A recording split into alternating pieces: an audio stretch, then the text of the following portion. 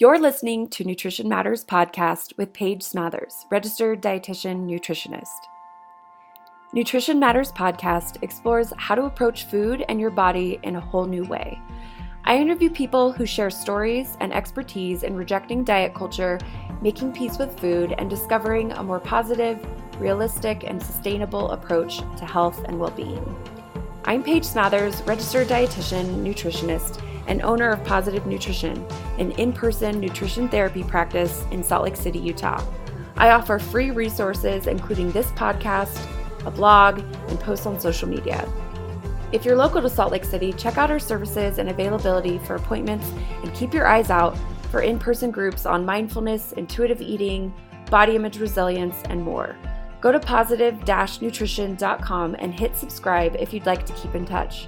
I also offer online courses covering topics like the science of nutrition, mindfulness, and healing your relationship with food. Check those out at positive-nutrition.com/academy. If you like what you hear on the podcast, you can make a difference by leaving a review, sharing with friends and family, or making a donation. Thank you so much for your support. You can also find me on Instagram or Facebook if you'd like to have a little more food for thought at Paige Smathers RD. Thank you so much for listening. Hi, everyone. Welcome to Nutrition Matters podcast. My name is Paige, and I'm your host. And today I am bringing you a conversation I had with Taylor Wolfram, who is a registered dietitian, a health writer, and consultant in Chicago, Illinois. She has a background in research and communications, and she is very skilled at being able to translate the nutrition, like the latest nutrition science, into understandable messages for clients and friends and the public.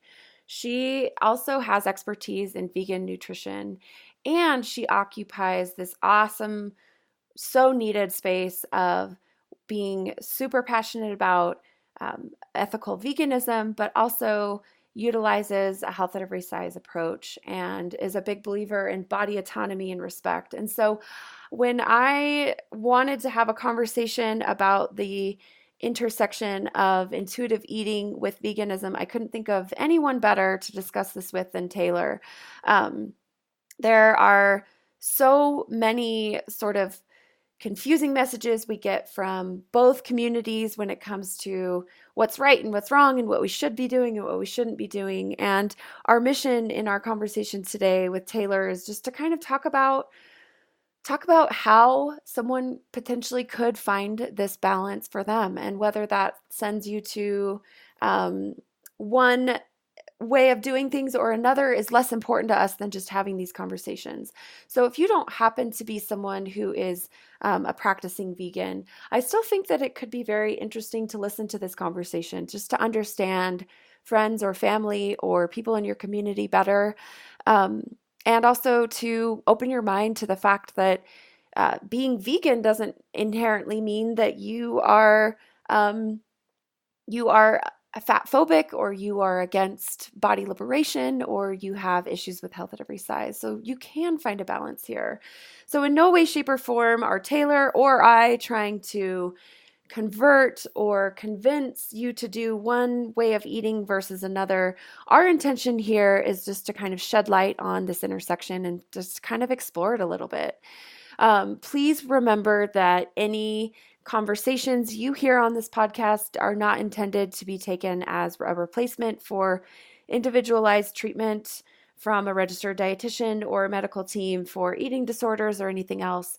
So we do touch on that a little bit in this episode. We talk about how to kind of identify if being vegan is right for you, given where you might be in recovery. So be aware that this conversation is definitely not intended to replace any type of individualized nutrition advice you may get from your eating disorder treatment team.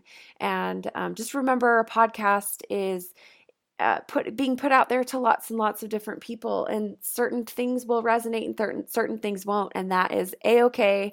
There's nothing wrong with you if you listen to this conversation and you disagree, or you totally agree, or you do like what I say, or you don't like what I say, or for Taylor. Sometimes it's nice to just kind of remember, like, this is just my goal with this is just to kind of get us thinking and to get us learning about how ourselves more and about others as well. So, with that, let's get into the conversation with Taylor Wolfram all about navigating this intersection between a vegan lifestyle and intuitive eating. Hi, Taylor. Welcome to Nutrition Matters podcast, and thanks so much for joining me. Hey Paige, thank you so much for having me. I'm really excited to be here. Yay, me too. Okay, Taylor, just take a second and introduce yourself sort of generally, explain who you are and what you do to the listeners. Okay, yeah. So my name's Taylor Wolfram. I run a virtual private practice out of Chicago. I'm a registered dietitian nutritionist.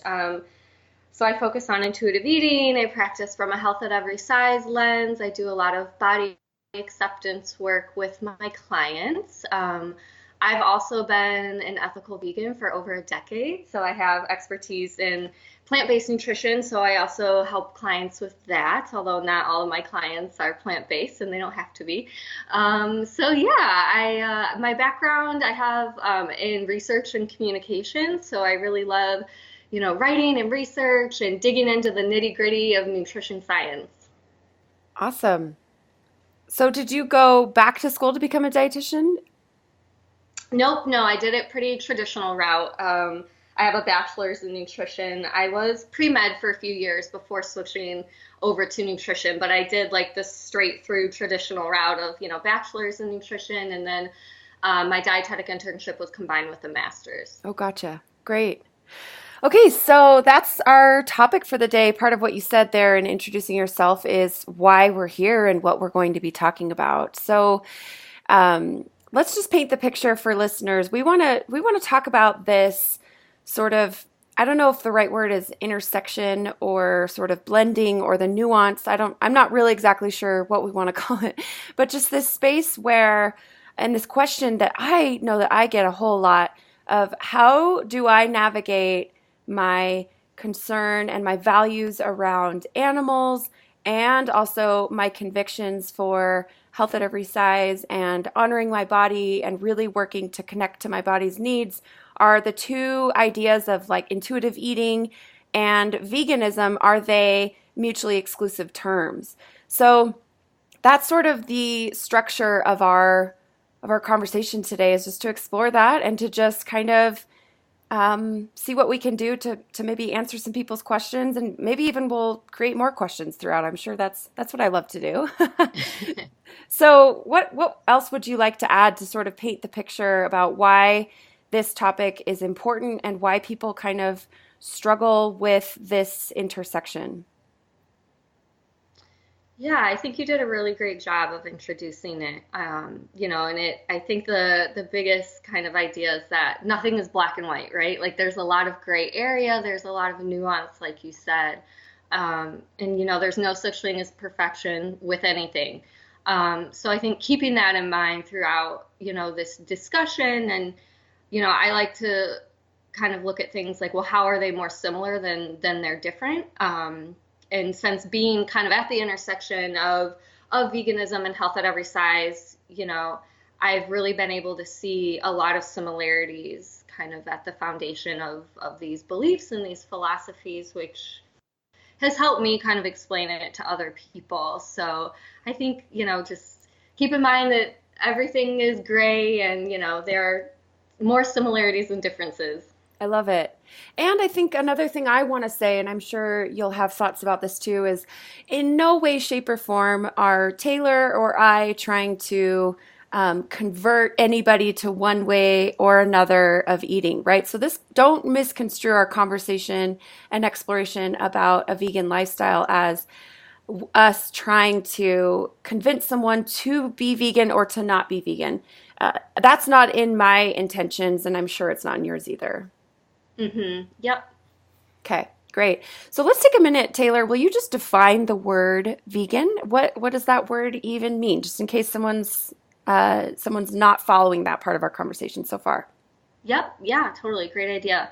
So the original definition of it is veganism is a way of living which seeks to exclude, as far as is possible and practical, which are key, all forms of exploitation of and cruelty to animals for food, clothing, and any other purpose. So like entertainment, personal care products, that sort of thing. So as it pertains to food, that means there's no meat or eggs or dairy or any sort of like animal products in one's eating pattern. So whether it's like the actual flesh of an animal or anything that comes from an animal, people have different feelings about honey and things like that. People have feelings about palm oil, even though palm oil itself is, from a plant, it's, really taking away orangutan habitat. So it's like, well, is that really vegan because it's hurting orangutans? So, you can go as far as you want with it. But the key words, I think, are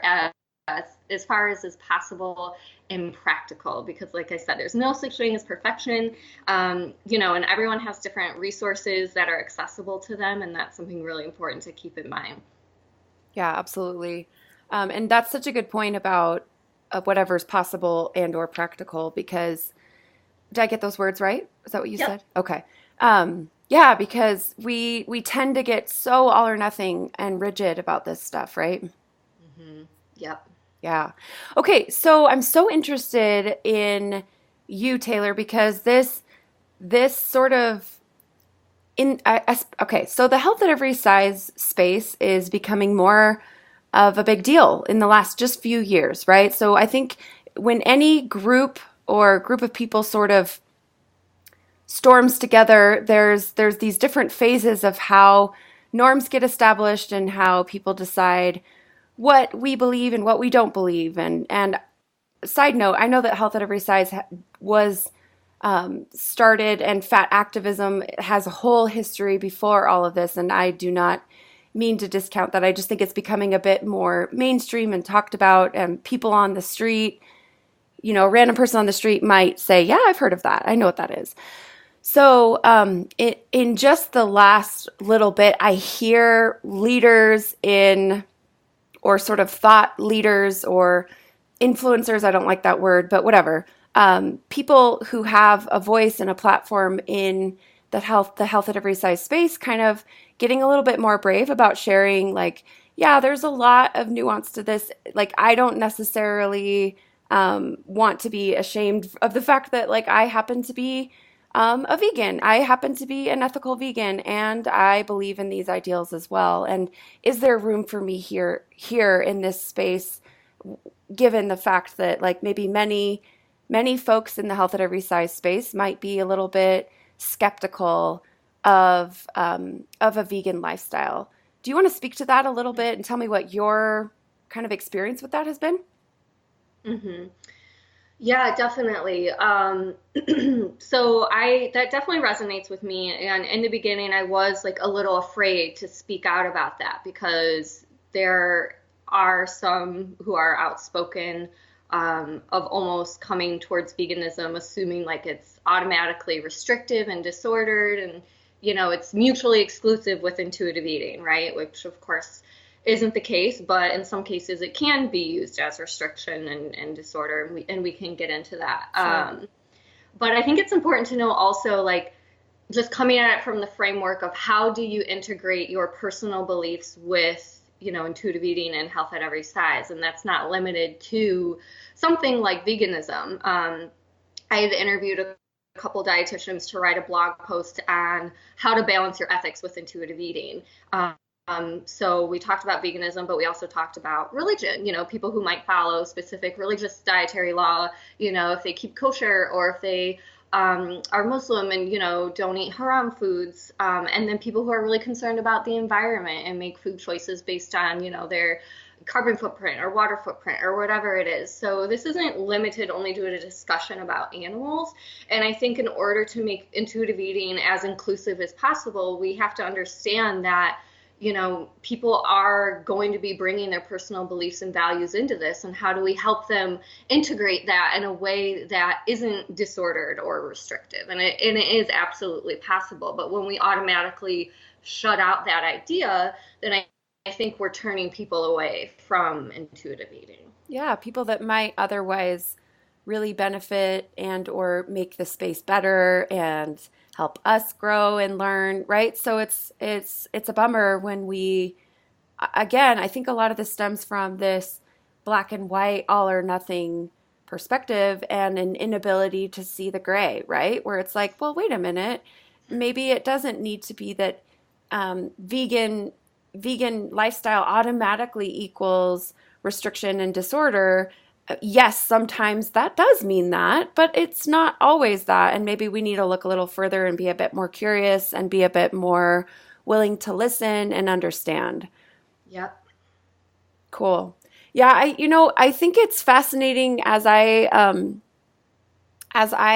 observe sort of the dynamics of different schools of thought in the nutrition world. I think it's fascinating that I think a lot of times we are reliving the narrative that we're rejecting, right? So we're in the health at every size or intuitive eating space. Like, by the way, I identify as being in that space. I'm not against it. I'm not trying to like be super critical, but at the same time, many of you will know that it's my firm belief that when you love something, you try to help make it better, and that involves critiquing. And so I don't see critiques as negative. I think it's actually a really positive, helpful thing.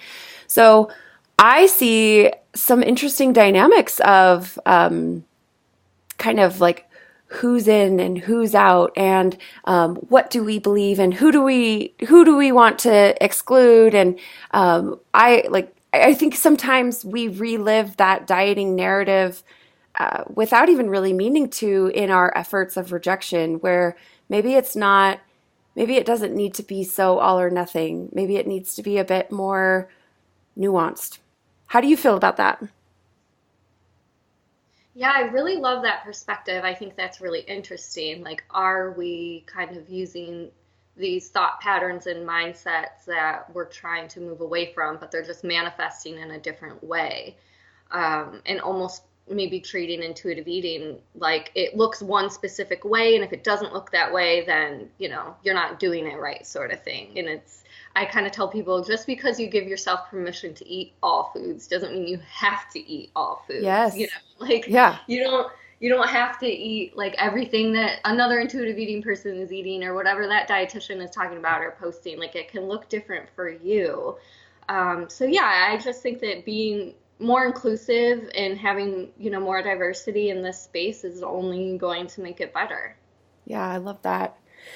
Yeah, great point. And I think even aside from the conversation about a vegan lifestyle fitting in with intuitive eating, I think, take two people who have very similar food philosophies, and their eating patterns will look different, right? So, yeah, like intuitive eating doesn't look one way, even when it's two vegans eating intuitively or two non-vegans eating intuitively.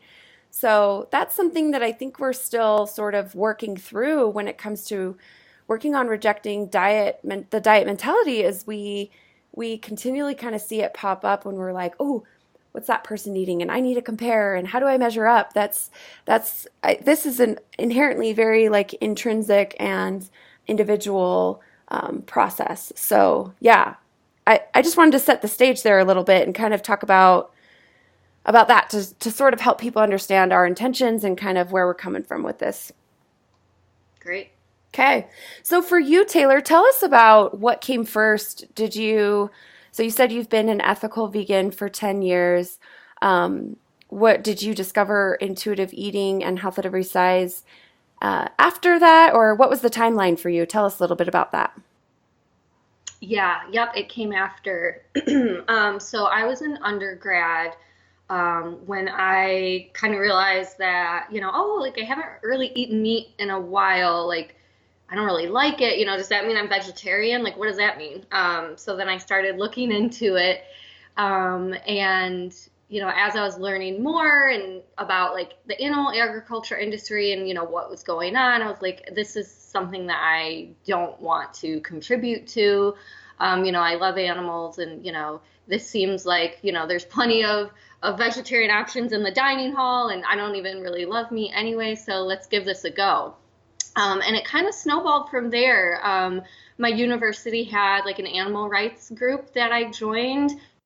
And I was going to school in a bigger city, so they also had like a bigger animal rights community that I got involved in, doing activism like protests and demonstrations and other events like that. And I later went on to lead that group. And so, I morphed from vegetarian to vegan while I was in undergrad, and it was purely, for ethical reasons.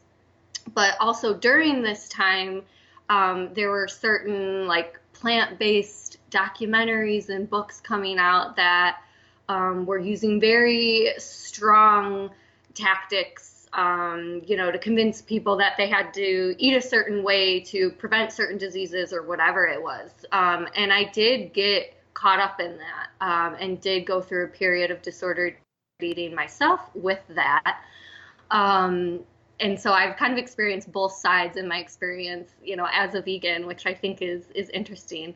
And I discovered intuitive eating. Well, the first time I heard about it, I was a dietetic intern, actually. I was at like an in-service where interns from another program were talking about it. And I thought it was cool, but I didn't really give it much thought.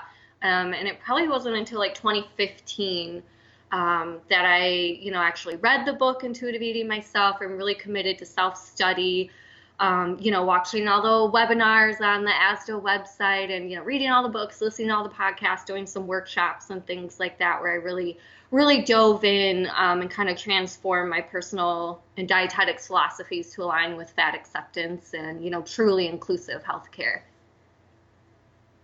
So when you first did that process of kind of learning about intuitive eating, did you wonder, is there a place for me? Is this like, can I fit here as someone who is an ethical vegan? Yeah, at that point, I think I felt pretty confident. I don't think I ever second guessed myself because I had already been a vegan for a while. And for me, I'm lucky enough that I live in a city where I can go out and get like vegan deep dish pizza and donuts and burgers and like whatever I want. I can get like a vegan version of it very easily. And, I live around lots of grocery stores that have lots of vegan alternatives. So it's very easy for me to not feel restricted in any way, shape, or form. So I never felt that way, but I can understand how some people may feel that way if they don't have as many of those vegan alternatives or vegan fun foods accessible to them. Yeah. So what about professionally, as you were like listening to podcasts or reading books or looking at discussions online? I know I see this conversation pop up on a regular basis in professional groups, but also in groups that are geared toward lay people who will ask, like, what about this? Does this fit in with intuitive eating? And, it seems to me like there's some kind of fighting about this topic, and it can kind of feel contentious. Did it ever feel that way for you professionally? Luckily, no, it didn't. I was aware of maybe some conversations happening in online spaces that could get a little contentious, but I really never involved myself in them.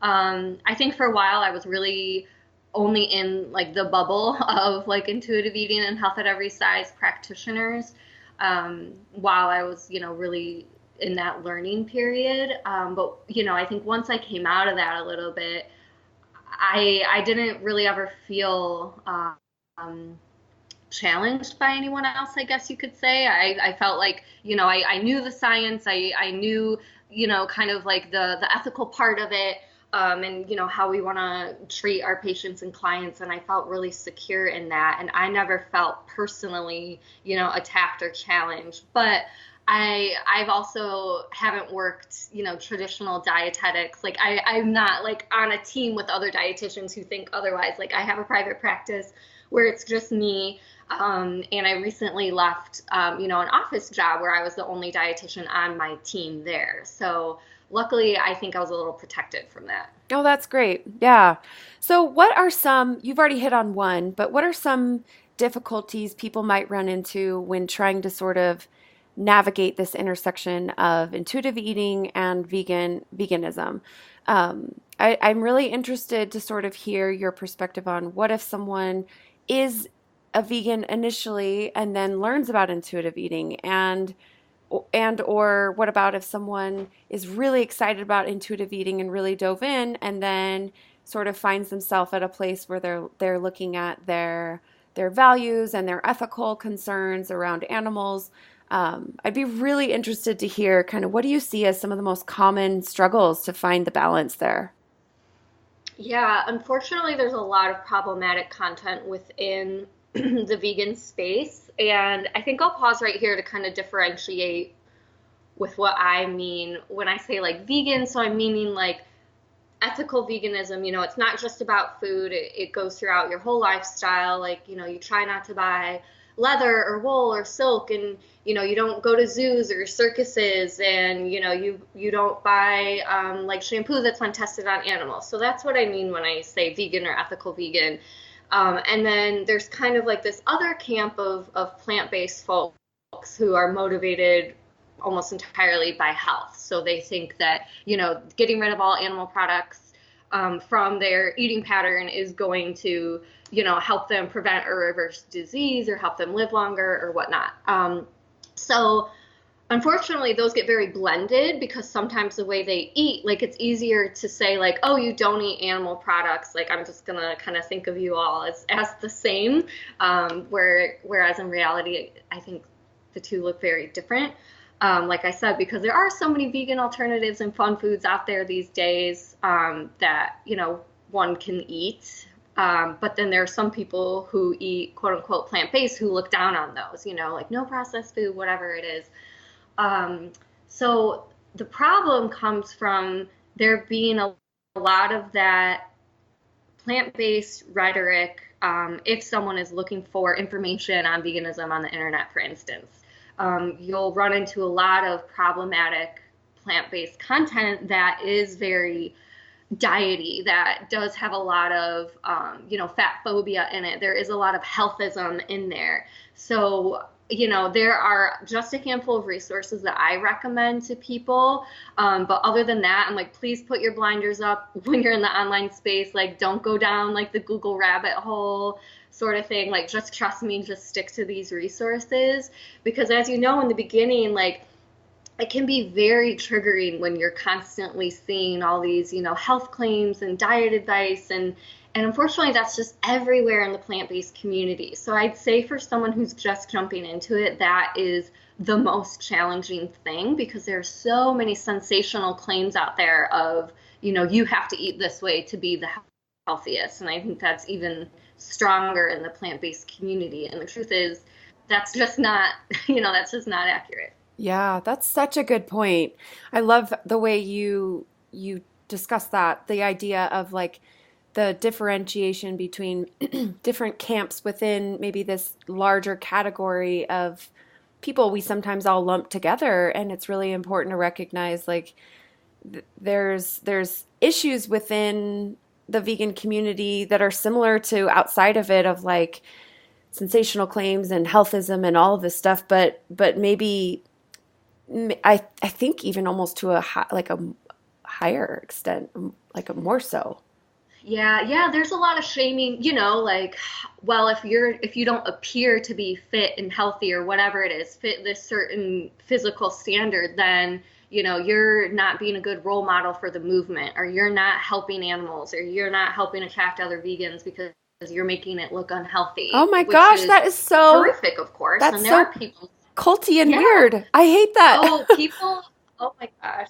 Yeah, people are really mean in some of the vegan spaces and even more so in some of like the online groups. It's insane. Wow. But there are definitely, differently abled folks, fat folks, like people who don't necessarily fit those standards within the vegan community, and they feel very ashamed, and they're not coming out and doing activism and participating as much as they want to because they're afraid of being shamed by their peers, which of course in the end that's only hurting the movement. So there's a lot of problems in that area. That is fascinating. I wasn't aware of that dynamic. Oh, wow.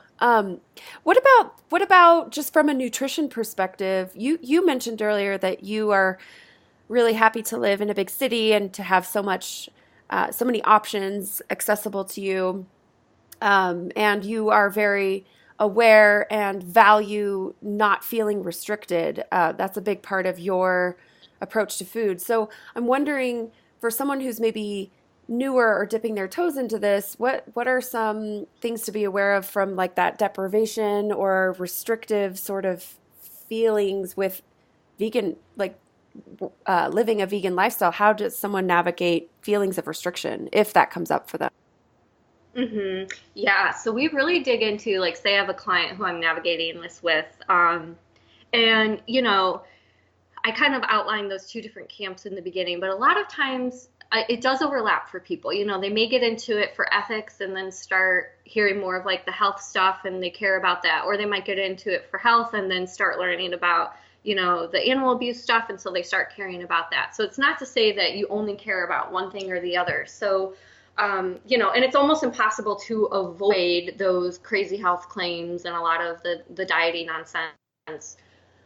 So a lot of my clients who are vegan or wanting to be vegan kind of come to me with a mixed bag of, motivations and kind of, their ideas behind things. So first, I always kind of lay out like, okay, well, what are all your reasons for being vegan? Like what do you care about? What are you hoping to achieve? And that helps me kind of see if there might be any, potentially disordered things happening. And then, we talk about, what they have accessible to them, if they're feeling restricted, like if they're having any cravings for non-vegan foods or whatever it may be. For a lot of folks who are ethical vegans, animal products aren't even like seen as food, if you know what I mean. Like it doesn't feel restrictive to like not eat an animal-based food because it doesn't even feel like food. Like, I'd be no more likely to eat like a beef-based burger than I would to eat like a rock. So I personally, don't feel restricted, but some people might. And so for them, it's like, well, is that something you can go buy vegan or make yourself vegan? Or, do you want to explore, having that food in your life and working through, those feelings of restriction or those cravings? And that freaks people out sometimes. Like, oh my God, like, what do you mean? Like, I have to eat meat? I'm like, no, I'm not saying you have to, but I also don't want you to feel restricted your whole life. And this might be something to work through to achieve like true food freedom and to go back into veganism without feeling like you're restricted. And it really does look different for everyone. So I can't say like there's one thing that I do for all my clients. It's really an individualized approach. And, as you know, people come with so much history and baggage and different feelings and experiences with food that it's really just different for everyone. Yeah, absolutely. Do you think that there are situations where making the choice to eat in a vegan way, like is risky or not advised? Or I just feel like as we're talking about this, I always try to think of the most vulnerable, the people who are in the middle of a deep struggle with food. And I think to me, there are some kind of risky things about this. So I kind of want to hear what your perspective is as far as like priorities. How do you know you might be ready to look at this versus, all right, maybe this isn't on the table at this point? Yeah. So for me, one thing I ask people is like, kind of getting an idea for what they're currently eating, and seeing what kind of those like fun foods or alternatives they're incorporating. And if people have a fear of like vegan cheeses or vegan meats or ice creams or whatever it is, that's a big red flag to me that they're using it as a form of restriction, that it's not just for ethical reasons. And so then we'll dive in and say, maybe like, how do you feel about, maybe putting this on the back burner and really making peace with these foods, the non-vegan versions. But sometimes people can do it by just making peace with the vegan versions of those foods. So it really depends. And I personally don't work with folks with active eating disorders. I do eating disorder recovery and, disordered eating and chronic dieting.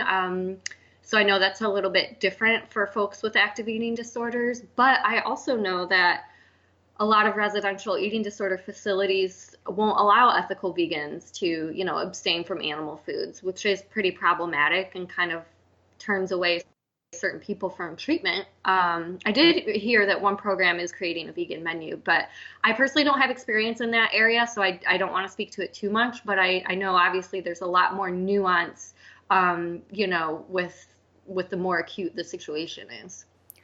Yeah, and my opinion is that when there is an active eating disorder, it's so tricky to try to understand, is my desire for eating in a vegan way, is that like my true ethical, like internal self that wants that, or is that like the eating disorder finding a sneaky way to sort of rear its ugly head? And so it seems like from a priority perspective, there comes a point where you are stable enough in your relationship with food where maybe you can look at that and explore that with your dietitian. But in certain points, especially if it's not something that's been part of your life before, it's just all of a sudden you're like, nope, now I'm a vegan, and you're like in the middle of a really acute struggle. That just seems like a big red flag from a clinician perspective. Would you agree, or do you have other things you'd like to add to that? Yeah, I think that the timing is really important, like you said. And I think it can be done as long as that access to vegan alternatives and those vegan fun foods is there, as long as they're able to incorporate those. So, it's not like they're eating significantly less of certain, macronutrients than other people, maybe like the nutritional spread and, the calories might look exactly the same. It's not to say like if you're eating vegan that automatically is quote unquote healthier, right? So as long as someone is able to eat, the vegan version of whatever else is being served or what they would otherwise be eating, I think that is a key part to making it work in recovery. But yeah, I think the timing is really helpful to determine, like, might this be an eating disorder decision versus an ethical decision? Sure. And what I always run into in a podcast format that's really tricky is we're talking to, thousands of people or tens of thousands of people. So it's like, it's really tough because these cases are very individualized, and that's why you have a team, and that's why you have a full assessment on you and your health and your well-being and your history and your health history and all of that. So we're kind of talking in generalities here, and this is in no way trying to, replace any individualized medical or dietary decisions that are being made in eating disorder treatment. So yeah, the nature of a podcast is just like, we're just chatting about this. We're not giving medical advice, I guess is what I want to say. Yeah, that's a really important reminder, and I definitely would encourage anyone who does find themselves at an intersection of an eating disorder or disordered eating, of course, to, get help, but especially, when it's kind of tangled up with veganism or plant-based, to absolutely seek help. And there are people who have expertise in those areas who might be able to, really understand where you're coming from, because I also come across people who only want to work with someone who is vegan themselves because, they might be fearful that anyone else would just be trying to convince them not to be vegan, that they might be bringing in biases. So it can get kind of messy sometimes. Definitely. Definitely. I can totally see all of what you said. Okay. So Taylor, let's spend some time talking about your constructive criticisms for the Health at Every Size intuitive eating space, what they could do better with conversations about veganism. And then I would also love to hear kind of the opposite end of the spectrum. What constructive criticisms do you have for the vegan space as far as how they handle or think about issues related to health at every size and intuitive eating? Okay, all right. Yeah, so I feel like we've already kind of been talking about how veganism is handled within the intuitive eating and health at every size space. And I think the biggest thing is just not to automatically react or, tell someone no, or whatever it is, because you don't want that person to be withholding information from you or assuming that you, have an agenda to convince them not to be vegan or whatever it is, and to really just get very curious and, to ask lots of questions about their reasonings, about their motivations, what are they eating, ask them how they feel about vegan cheese and vegan, burgers and pizza and donuts and all of that. And, throughout kind of this data collection, you might be able to paint a picture of what's going on. And just very gently kind of asking those probing questions and trying to understand what is actually going on for that person, and acknowledging that there might be a lot of different reasons why they're choosing this lifestyle. It may not be one or the other. And it, does need to be very individualized. And, if anyone ever has any questions, like I'm here, if anyone feels stuck with a client or whatever it is. And, I think health practitioners also can get lost in that crazy internet world of plant-based rhetoric, like I was describing before. And there are some really great, kind of straightforward evidence-based, like vegan nutrition resources out there if people are interested and like really want to, help their clients. Those exist, and I'm, more than happy to share those with you. And I have a bunch of them linked on my website, but there is, a space out there, and there are resources out there that aren't focused on, preventing and reversing disease or losing weight, as a vegan or whatever it is. Like there is a way to, get the need to know on, vegan nutrition and not get lost in the craziness. Yeah. So do you think that the vegan space sort of outright rejects intuitive eating, or would you say that maybe that's more of like the camp that's really excited about some of these huge sweeping claims about health, or help us understand that? I think, like the ethical vegan community, for those who are like really in it for ethics, like there are a lot of really awesome, like fat positive people, who kind of like myself, like they're advocating for a lot of different things, like not just animals, right? And they like really get it. And they're really protective of intuitive eating and things like that.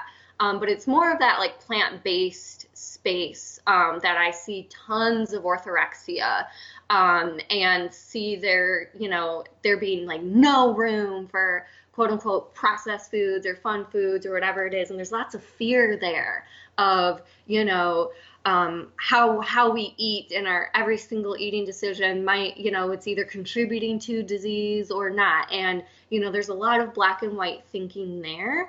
And like I said, that kind of gets lumped in with kind of like the ethical vegan space. And so that's where I see a lot of problems.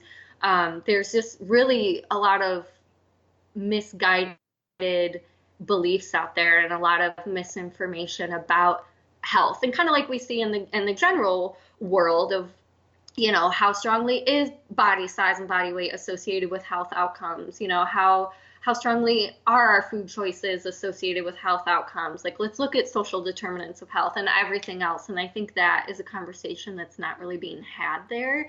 The whole concept of like lifestyle medicine and let's go off your meds and cure your diseases with food. I'm not saying that food can't help, obviously we're dietitians, like we understand the power of what, food and good nutrition can do for some people, but we also understand its limitations.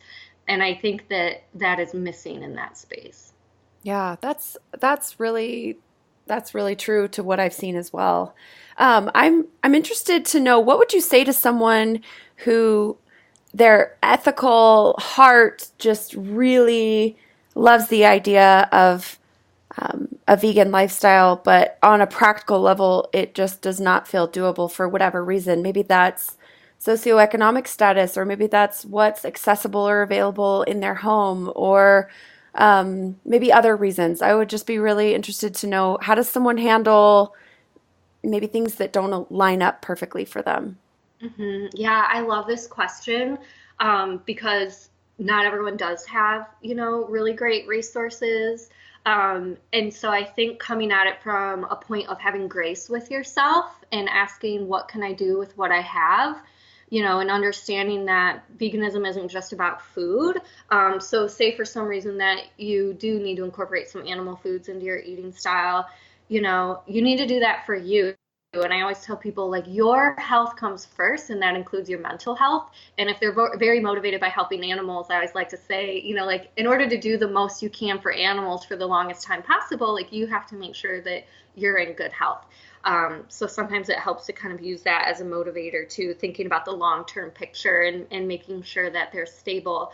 But yeah, I'd say just look at what you can do, decide what's accessible for you, what is realistic and sustainable in your life, and then just understanding that it's not your fault. This is the world that we live in. This is how the world is built, and it's not your fault, that you feel like you have to participate in certain systems. I think there is a lot of guilt and kind of self-judgment and kind of internalized shame with that. And I think that goes back to a lot of the really intense rhetoric in that space, but it doesn't have to be that way. There's a good book called How to Create a Vegan World, A Pragmatic Approach. And it talks all about, he calls them inconsistencies, but basically it's like the concept of there's no such thing as perfection. And I think it's a really nice, gentle way to look at it when people get so caught up in, like, am I doing enough? Am I vegan enough? Am I, it's just, it can be really harmful on yourself. You can really just lead yourself into burnout, and that's not helping anyone at the end of the day. Yeah.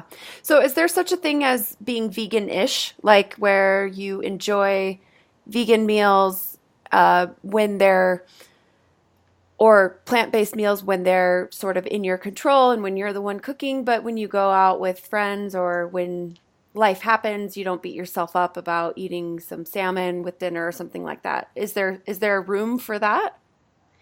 Yeah, of course. Some people are really protective of the term vegan. It's like, well, if you eat fish sometimes, you're definitely not vegan, like whatever. So I don't really want to talk about labels, but you can do whatever you want to do. And like I tell people, like, going 90% is amazing. Sometimes that last 10% can be really tough. So you don't need to do it. Like, you're already doing so much good for animals. And I think of it the same way of people who want to make more eco-friendly choices in their lifestyle, which can be really hard in the world that we live in. And it's like, well, look at what you're already doing, focus on that and going as far as you can. But yeah, what you just described is like literally my husband. Like, our house has always been vegan, but sometimes he'll go out to a work dinner at like a steakhouse and he'll get salmon. And it's just like, that's what it is. And that's fine for him, that works for him, but he doesn't, identify as vegan or stress about it. That's just his lifestyle. Yeah. Okay, cool. So we were on this sort of conversation of how could people do better in both spaces? We've kind of covered, just to summarize, we've covered that folks in the health at every size or intuitive eating space, you kind of covered what clinicians might be able to do better. I'm also interested in someone who identifies as, like, let's say they've been listening to podcasts and following people online and they're really pumped up about the idea of body liberation and connecting to their body and letting go of the diet mindset. And they're really pumped up about, like, all foods fit. Woo! Yeah. So what if, like, I could see how just the average everyday person who has come across this stuff might bristle against someone who comes into their life who's like, I'm an ethical vegan. I could see how that could be hard even for the average person to sort of navigate, both from the person who is practicing a vegan lifestyle and the person who's really pumped up about the idea of, like, letting go of the diet mentality. Does that make sense? Yeah. And I think just, practicing non-judgment with others. And then if you feel like people are making comments about your food or talking too much about food, just setting boundaries and say, I'd appreciate if you didn't say that, or can we talk about something else, or just changing the conversation. I don't think it's necessarily specific to veganism, but I also know that ethical veganism is triggering because of that plant-based stuff that's happening on the side. I don't necessarily think ethical veganism itself would be as triggering if there weren't also that healthism and fat phobia happening in the plant-based community, which is really too bad. So is the term plant-based, like, Is that a euphemism for veganism, or is that its own separate thing? So this is a huge problem because there isn't a standard, like widely accepted definition.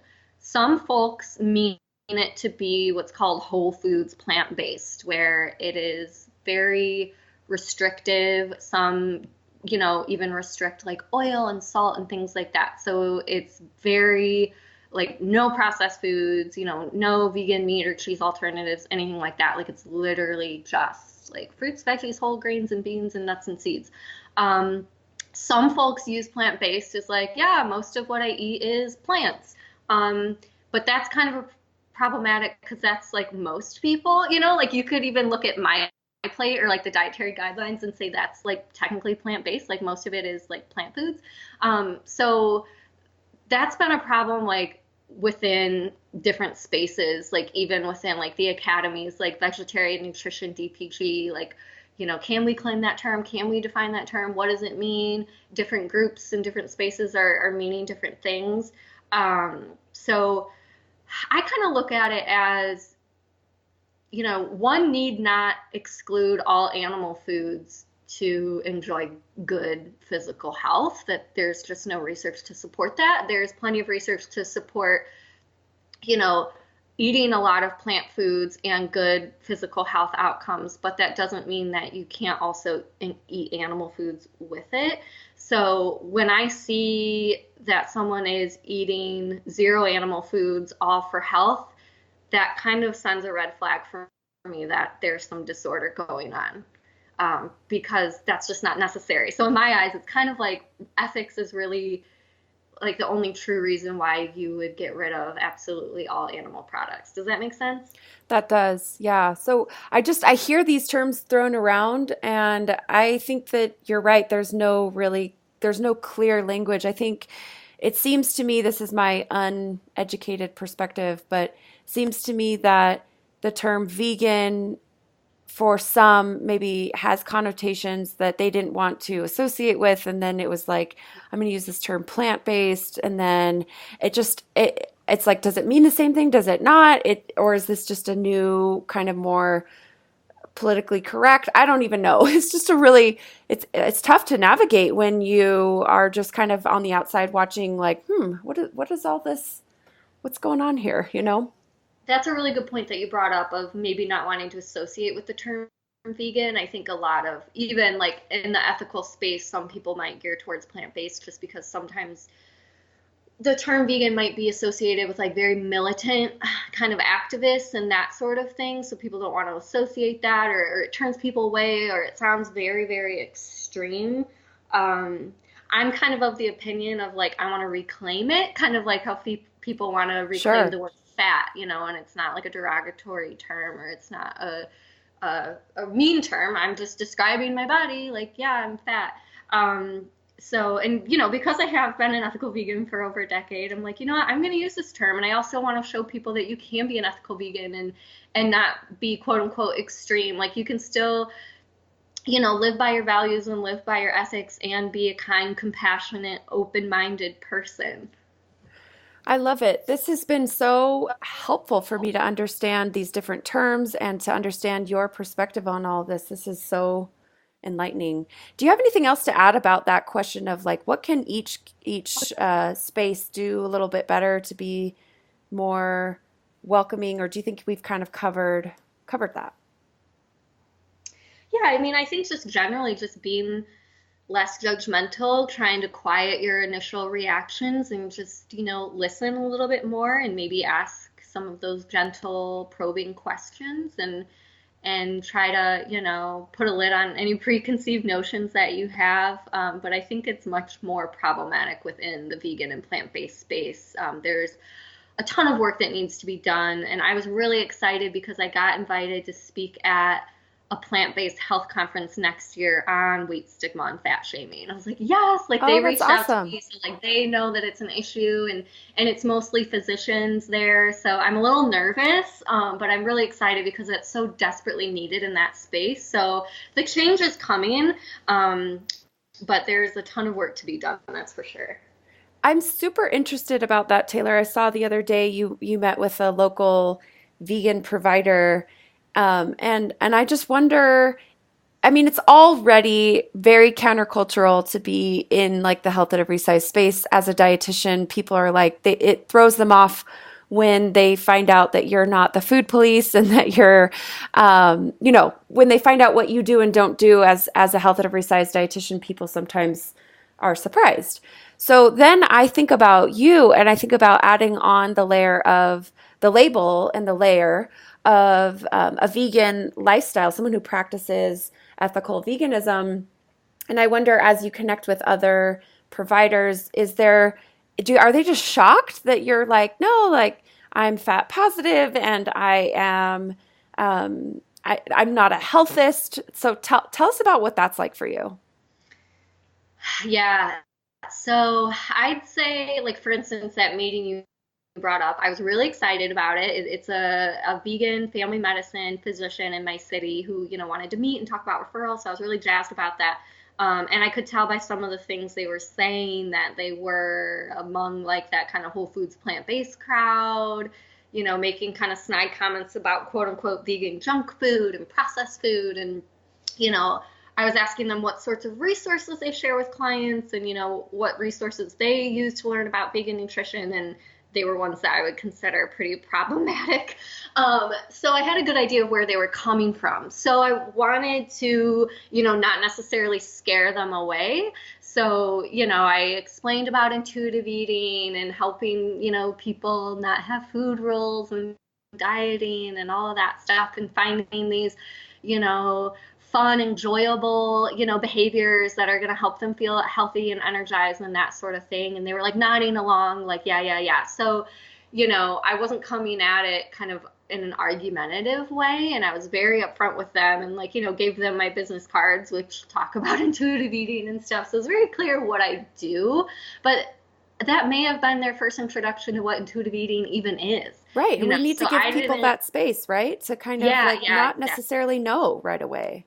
Right. So I didn't want to come at it like totally like we're in warfare here. I want to work together and, I would rather her refer her clients to me than, someone else who, is using a weight normative approach, of course. So we'll see how that goes. But I think, it's not to say that you have to like water down your message, but it's just how do you deliver it to people so that they're not automatically defensive.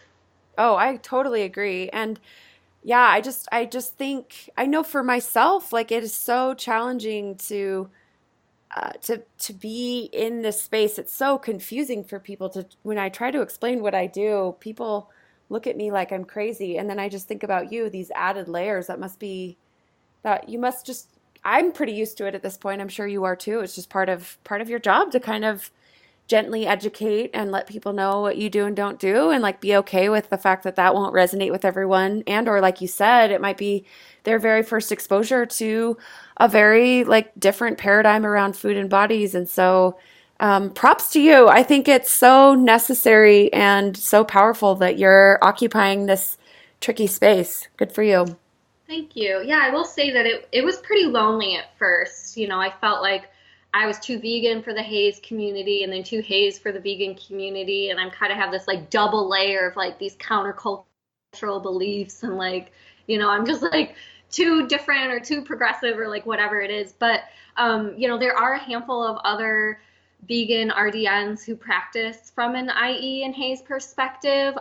Amy Taylor and Angela Wortley are two that come to mind. So there are people in the space. There's not a ton of us, but I really appreciate people like you also who want to have these conversations and learn more and help people understand more. And I think, the more open and accepting we can be, the better. And I've just been so grateful there's so many dietitians in the health at every size and intuitive eating space who are really supportive of my work and, who will message me or email me and say, oh, thank you so much. Like I learned a lot about veganism from you and, I appreciate the way you deliver it. And that kind of gives me hope as well.